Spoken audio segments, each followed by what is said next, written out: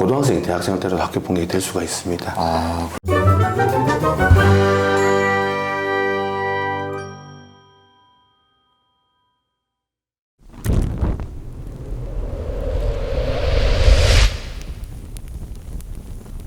안녕하세요. 오늘 행정사님을 모시고 함께 학교 폭력에 관한 이야기를 나눌 1 MC 이영입니다. 오늘은 학교 폭력에 관한 이야기를 행정사님을 모시고 나눠보도록 하겠습니다.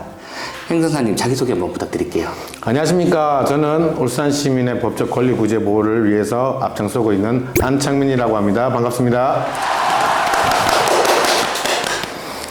학교 폭력에 관한 이야기를 나눠보기 전에 행정사라는 직업에 관해 잘 모르고 계신 분들이 많을 것 같습니다. 저 또한 잘 몰랐는데 행정사는 어떤 업무를 하는지, 학교 폭력에 관해서는 어느 부분을 담당하고 있는지 소개 좀 부탁드리겠습니다. 네, 행정사 아직까지 좀 보편화된 자격은 아니라 가지고 행정기관의 업무에 대해서 대행 또는 대리에 대한 업무를 하고 있습니다. 행정기관이라 그러면은 우리 시청, 구청, 구군장 다 포함되고요.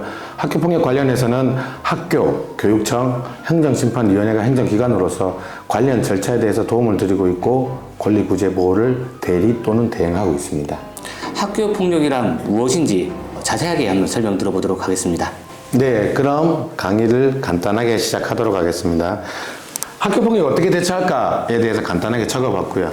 가장 여기보다 적힌 것 중에 먼저 가해 학생이든 피해 학생이든 아이의 이야기를 먼저 들을 수 있는 부모 역할, 어린애 역할이 가장 먼저 필요합니다.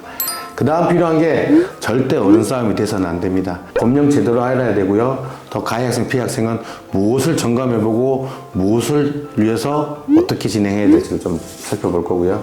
그리고 주변 친구들의 도움 역시 필요하고 이외 형사적 민사적 처리까지 간단하게 한번 살펴볼 예정입니다. 안창민 행정사 제가 사무실 열고 있고요. 법무팀에서 일을 하고 있습니다. 그리고 각종 강사 역할을 해서 초중고등학교에 강의도 나가고 있습니다. 오늘의 목차는 총 4가지입니다. 학교폭력, 그리고 법률, 가피해 학생과 민사적, 형사적 문제에 대해서 간단하게 살펴볼 거고요. 우리 사회자님은 네. 학교폭력이 뭐라고 생각하십니까? 저희 어릴 때만 생각해도 치고받고 싸워서 피가 나고 때린 사람이 있고 맞은 사람이 있고 그게 학교 폭력 아닌가요? 보통 우리 치고받고 싸우는 거 정도로 생각을 하는데요. 돈을 뺏고 돈을 뺏기고 또 예, 학교 그렇죠. 폭력에 들어가는 거고요. 요즘에 이제 신세대 아이들, 이제 신세대 지금은 MZ 세대 그 밑으로까지 내려오면서 사이버 따돌림이 굉장히 심각해지고 있습니다. 페이스북, 인스타 그리고 우리 단체 카톡방이라든지 기타 다른 걸로 해가지고 친구들끼리 단체로 어떤 아이를 따돌린다거나 대답을 일부러 회피한다거나 고의적으로 하지 않는다거나 그게 전부 다 학교 폭력에 들어가는 행동이고요. 학생이 아닌 사람이 학생을 때렸을 때, 괴롭혔을 때 또는 그 반대의 경우도 학교 폭력이 될 수 있다는 것을 꼭 명심하고 짚고 넘어가시기 바랍니다. 그것도 학교 폭력이 될 수 있나요? 대학생이 고등학생을 때렸다 그러면 학교 폭력이 들어가는 거고 반대로 고등학생이 대학생을 때려도 학교 폭력이 될 수가 있습니다. 그걸 꼭 염두하시고요. 사례를 한 4가지 정도 준비를 했습니다. 오늘 이거 담뱃불 지지고 경남 학교 폭력 잔혹사 실제 이건 2022년도에 신문기사에 났던 거고요. 진도 아파트에서 극단 선택한 여중생 사건도 21년도 사건입니다. 그리고 아이들의 트라우마는 잊을 수 없는 과거가 될 수가 있기 때문에 제가 가장 먼저 중요했던 게 학생 입장에서 학생을 먼저 봐달라는 얘기였습니다. 연간 2만여 건의 학교폭력 심의가 지금 발생하고 있습니다. 1년 한 해에 발생하는 거죠? 발생하는 게 그렇습니다. 우리가 학교 가는 수를 한 절반 정도로 보고요. 하루에 100건 이상 그렇게 처리가 되고 있습니다. 하루에 100건 이상이라는 거는 학교폭력 심의가 일어나지 않는 건수까지 생각하면은 하루에 300~400건 이상씩 최대한 500건까지 발생하고 있다라고 보여주고 있어서 적지 않은 발생 건수에 대해서 좀 심각하게 아셔야 되는데 유형에 대해서 대충 살펴봤어요. 일단 가장 많은 거는 언어폭력하고 신체폭력입니다.